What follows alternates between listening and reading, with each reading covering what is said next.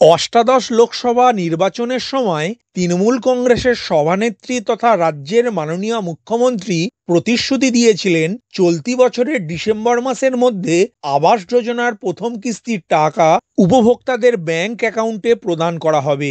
যাদের নাম তালিকায় আছে তাদের যদি কেন্দ্রীয় সরকার টাকা না দেয় তাহলে বাংলার সরকার দেবে। এবার লোকসভা নির্বাচনে সেই প্রতিশ্রুতি রাখতে আবাস যোজনা নিয়ে রাজ্য সরকার নতুন করে জেলা শাসকদের সমীক্ষার কাজ শুরু করার নির্দেশ দিয়েছে। আর এই কাজ করতে জেলা শাসকদের জানিয়ে দেওয়া হয়েছে স্ট্যান্ডার্ড অপারেটিং প্রসিডিওর। আপাতত আগের সমীক্ষার জন্য যে প্রস্তুতি নেওয়া হয়েছিল সেটার উপর ভিত্তি করে এখন কাজ শুরু করতে বলা হয়েছে। রাজ্যের মুখ্য সচিব মনোজ পন্থ বিষয়টি নিয়ে জেলা শাসকদের সঙ্গে বৈঠক করবেন বলে জানিয়েছে রাজ্যের পঞ্চায়েত দপ্তর। একাধিক কেন্দ্রীয় প্রকল্পের টাকা আটকে রাখা হয়েছে বলে কেন্দ্রীয় সরকারের বিরুদ্ধে অভিযোগ তুলে আসছে পশ্চিমবঙ্গ সরকার। লোকসভা নির্বাচনের প্রাক্কালে 100 দিনের কাজের বকেয়া টাকা রাজ্য সরকারই দিয়েছিল।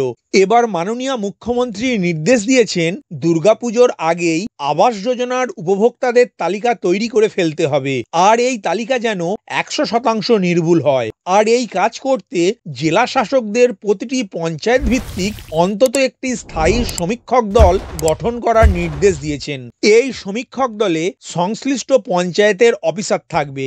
এই কাজের ক্ষেত্রে আরও কিছু তথ্য জানিয়ে দেওয়া হবে বলে জেলা শাসকদের জানিয়েছে পঞ্চায়েত দপ্তর। প্রতিশ্রুতি অনুযায়ী ডিসেম্বর মাসের প্রথম কিস্তির টাকা ব্যাংক অ্যাকাউন্টে দিতে হবে। এখন থেকেই কাজ তার জন্যই শুরু করতে হবে, কারণ হাতে বেশি সময় নেই। এখন সেপ্টেম্বর মাস, অক্টোবর মাসের প্রথমেই দুর্গাপূজা, ফলে সরকারি ছুটি থাকবে বেশ কিছুদিন। তখন এই কাজ আর করা যাবে না। ছুটি শেষ হয়ে যাওয়ার পরই শুরু হবে নভেম্বর মাস, আর ডিসেম্বর মাসের প্রথমেই আবাস যোজনার প্রথম কিস্তির টাকা দিতে হবে। আবাস যোজনার উপভোক্তাদের তালিকা নিয়ে অনিয়মের অভিযোগ তুলেছিল কেন্দ্র।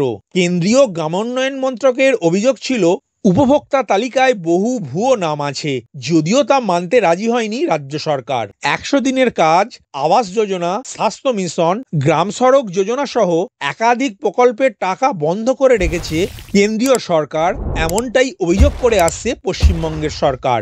এই বিষয়গুলি নিয়ে সংসদেও সরব হয়েছিলেন বাংলার সাংসদরা, কিন্তু তাতেও কোনো লাভ হয়নি। সুতরাং কথা অনুযায়ী এবার রাজ্য সরকারকে নিজের পকেট থেকে এই প্রকল্পের জন্য অর্থ দিতে হবে। সোমবার প্রশাসনিক বৈঠক করবেন মাননীয় মুখ্যমন্ত্রী মমতা ব্যানার্জি। নবান্ন সভাঘরে এই বিষয়টি নিয়ে আলোচনা হবে বলেই সূত্রের খবর জানা যাচ্ছে। আর তার জন্যই এই তৎপরতা শুরু করেছে রাজ্যের পঞ্চায়েত দপ্তর। ভিডিওটি প্রথম থেকে শেষ পর্যন্ত দেখার জন্য ধন্যবাদ। এই ইনফরমেটিভ আজকের আপডেটটি আপনার বন্ধু ও পরিচিতদের জানাতে বেশি বেশি করে শেয়ার করবেন। আর অবশ্যই কমেন্ট করবেন ভিডিও সম্বন্ধে আপনার কোনো ডাউট বা জিজ্ঞাসা থাকলে, এবং আপনার কোনো মতামত জানাবেন। ভালো থাকবেন, সুস্থ থাকবেন।